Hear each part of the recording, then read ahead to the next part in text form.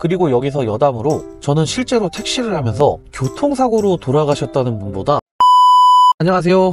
지난 영상에서는 개인 택시 장점들을 중심으로 제가 한번 말씀을 드려봤는데요. 이를 스스로 조절할 수 있고 장기적으로 안정성도 기대할 수 있는 구조라는 점, 충분히 매력적인 부분이 많았죠. 하지만 장점만 보고 판단하기엔 지금 시장이 처한 현실이 그리 만만하지 않아요. 그래서 이번엔 개인 택시를 시작하기 전에 반드시 고려해야 할 현실적인 문제들에 대해서 하나씩 짚어보려고 해요. 그럼 영상 바로 시작하겠습니다.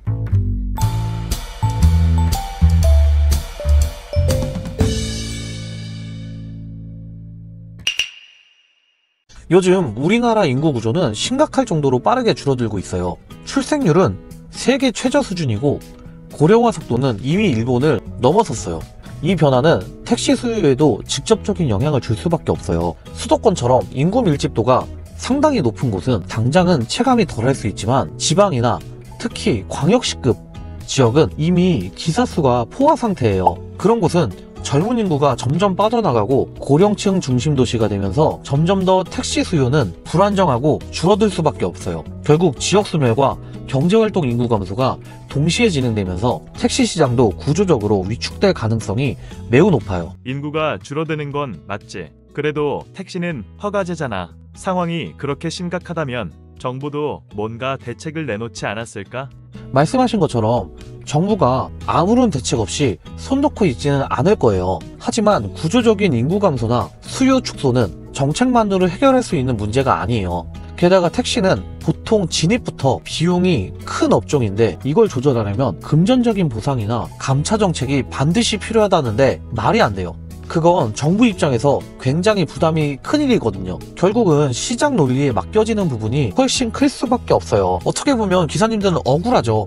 택시는 공공성이라고 해서 요금의 억제도 받고 영업의 억제도 받는데 이럴 때만 시장 논리를 논하면 좀 억울한 부분이긴 해요.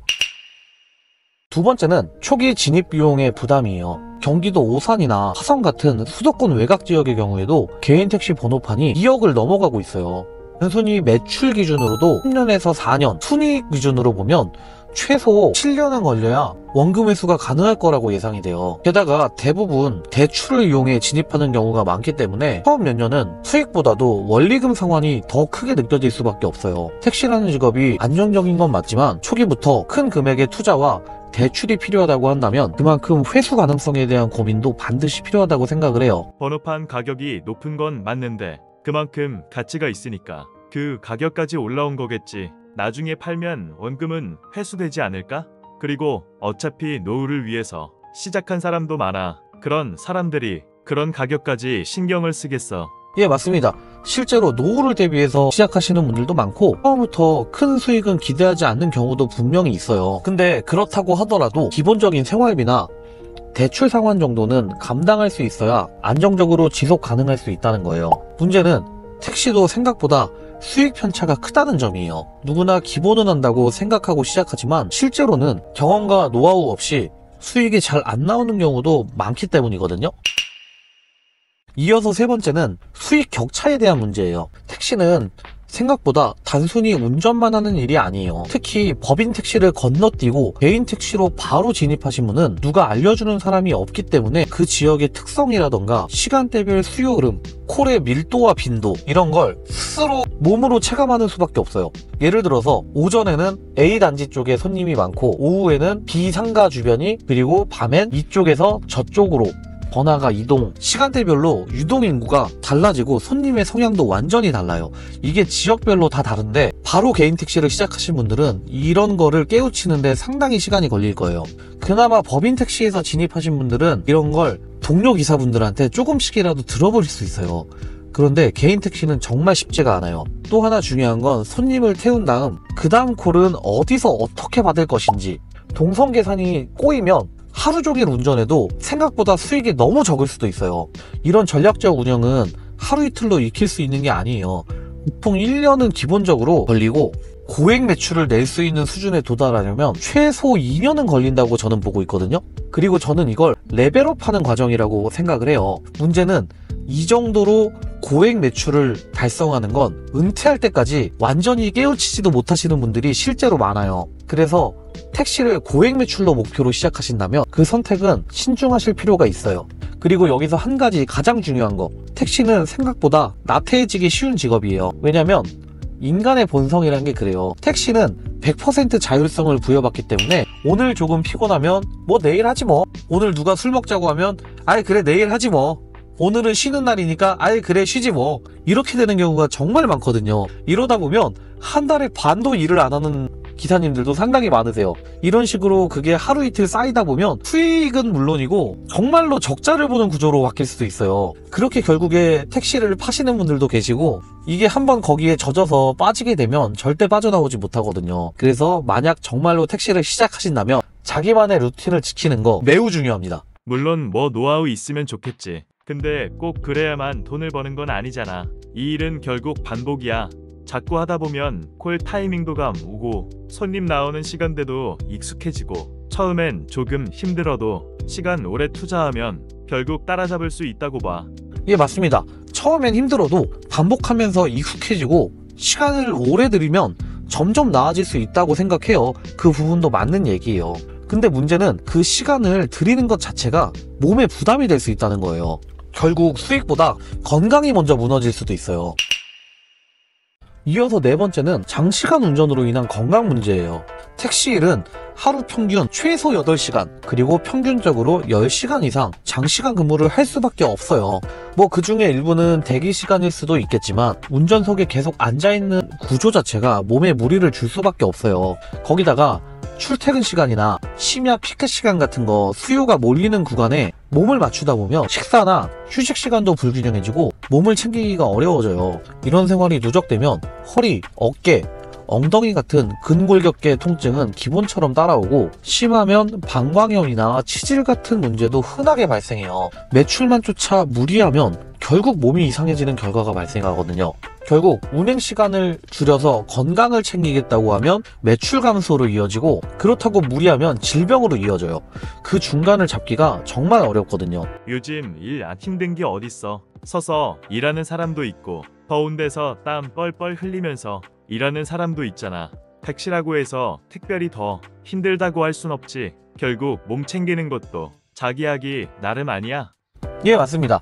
요즘 어떤 일이든 힘들고 건강은 결국 각자 챙겨야 한다는 말도 틀린 건 아니에요. 물론 택시보다 더 힘든 일도 많죠. 하지만 택시는 건강이 무너지면 그날 바로 수입이 줄어드는 구조예요. 허리가 아파서 몇 시간만 일찍 맞춰도 매출은 반토막 나고, 하루만 쉬어도 고정비 지출은 그대로 나가니까 다음날 2배로 무리를 하게 되는 악순환에 빠지기 쉬운 직업이에요. 직장 다니실 때는 그래도 유급휴가나 연차 같은 걸로 몸이 아플 때 어느 정도 대체가 가능했지만, 개인 택시는 그런 안전장치가 전혀 없어요. 정말로 일하다 다쳤다면 직장인은 산지보험까지 받을 수 있잖아요. 그리고 여기서 여담으로, 저는 실제로 택시를 하면서 교통사고로 돌아가셨다는 분보다 과로로 쓰러지거나 과로사로 돌아가셨다는 이야기를 더 많이 들었어요. 그만큼 택시는 생각보다 몸을 많이 소모하는 일이라는 거거든요. 이 일은 누가 대신 챙겨주지 않기 때문에 결국 스스로 준비하는 수밖에 없어요. 미리 보험이나 노랑우산 공제조합 같은 걸 활용해서 최소한의 대비책은 꼭 갖추고 계셔야 돼요.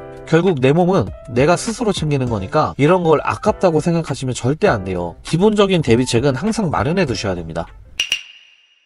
마지막 5번째는 자율주행 기술의 발전과 그로 인한 미래 불확실성에 대한 이야기인데요. 최근 몇 년 사이 자율주행 시스템은 정말 빠르게 발전하고 있어요. 실제로 국내에서도 일부 지역에서는 자율주행 택시 시범 운행이 이미 시작했고, 해외에서는 특정 도심 구간을 완전히 무인으로 운영하는 사례가 점점 늘고 있어요. 물론 지금 당장은 법제도, 보험 문제, 그리고 시민들의 심리적 저항감 같은 넘어야 할 장벽이 많은 것도 사실이에요. 하지만 이런 문제는 결국 시간이 해결해줄 영역이에요. 특히나 인건비 상승, 인구 감소 같은 사회적 흐름이 이어지는 상황에서 정부나 기업 입장에선 자율주행 상용화를 반드시 추진할 수밖에 없어요. 그래서 지금 이 일이 아무리 안정적이어 보여도 5년, 10년 뒤에는 완전히 다른 구조가 되어 있을 수도 있어요. 우리가 당장 직접적인 타격은 받지 않더라도 택시 시장 자체가 자율주행으로 인해 규모가 줄어들 거라는 건 당연한 거예요. 그 변화가 생각보다 빠를 수 있다는 거예요. 자율주행 뭐 언젠가는 올 수도 있겠지. 근데 아직은 현실적으로 멀었고, 그때쯤 되면 정부에서 보상 같은 대책도 나올 거라고 다들 그러던데, 번호판 값이라도 제대로 받을 수 있으면 그걸로 퇴직자금처럼 쓰면 되는 거고, 오히려 투자 개념으로 보는 기사들도 많더라고. 물론 말씀하신 대로 자율주행이 본격화되는 시점에 정부가 어떤 형태로든 보상이나 대책을 마련할 가능성은 충분히 높다고 생각을 해요. 왜냐면 택시라는 건 어쨌든 공공성을 띠고 있잖아요. 하지만 그건 어디까지나 그때 가서야 생기는 이야기예요. 문제는 그 시점까지 내가 직접 버티고 감당해야 하는 과도기가 분명히 존재한다는 거예요. 그리고 혹시 우리나라 정책 중에 앞으로 이런 상황이 생길 거니까 먼저 대응한다고 하는 정책 보신 적 있으세요? 우리나라 제도와 정책이라는 건 대부분 일이 터지고 나서야 수습 형태로 나와요. 그 사이에 어떤 변화가 닥칠지 그건 누구도 보장해주지 않거든요. 게다가 자율주행이 본격화되면 지금 돌고 있는 얘기처럼 기존 택시기사에게 우선권을 줄지 번호판 제도를 아예 폐지할지조차는 아무도 장담을 할 수가 없어요. 결국 지금 투자 개념으로 접근하는 것도 확실한 내용이 아니라는 점, 말도 안 되는 기대일 수도 있다는 점 반드시 고려하셔야 돼요. 그럼 오늘 영상 정리 한번 해볼게요. 개인 택시는 분명히 매력적인 장점이 있는 직업이에요. 하지만 오늘 말씀드린 것처럼 인구 감소와 경쟁 심화, 초기 비용 부담, 노하우 부족 시 수익 저하, 건강 문제, 그리고 자율주행으로 인한 미래 불확실성까지 현실적으로 반드시 고려해야 할 요소가 정말 많아요. 당연한 거예요.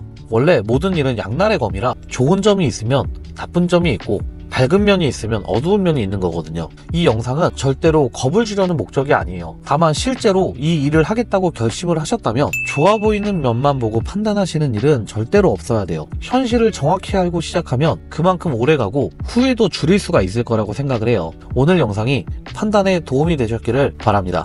오늘 영상은 여기까지고요. 저는 또 새로운 영상으로 찾아뵙도록 하겠습니다. 시청해주셔서 감사합니다.